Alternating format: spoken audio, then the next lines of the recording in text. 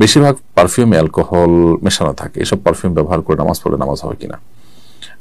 প্রথমত এই অ্যালকোহল যেটা থাকে এটা পাক না পাক নিয়ে ওলামাদের মধ্যে নানামুখী বক্তব্য রয়েছে। দ্বিতীয় কথা হলো যে এটা বাষ্প হয়ে চলে যায়, এই জন্য নামাজের ঠিক আগ মুহূর্তে না লাগিয়ে কিছুক্ষণ আগে লাগালেন, একটু গ্যাপ হয়ে গেল, তারপর আপনি নামাজ পড়লেন, এই সারা নামাজ হয়ে যাবে, কোনো অসুবিধা নেই।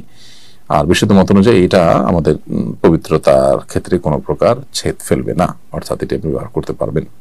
মার্কেট থেকে কিনে আনা নতুন কাপড় না ধুয়ে নামাজ পড়া যাবে কিনা?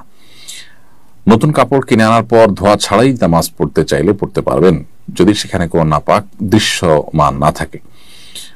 নতুন পোশাক কোথা থেকে এসেছে, কার হাত হয়ে এসেছে, না জানে পাক না পাক থাকতে পারে, এরকম সন্দেহ সংশয়ের ভিত্তিতে কোনো বিধান শরীয়তে সাব্যস্ত হয় না। যেহেতু আপাত দৃষ্টিতে সেখানে কোনো নাপাক নেই এবং নাপাক এখানে লাগার বাহ্যত কোনো কারণ নেই, কোনো অ্যাক্সিডেন্টাল কেস ছাড়া, সেজন্য সেটাকে পবিত্র ধরা হবে এবং সেটা পরে সালাত আদায় করবে।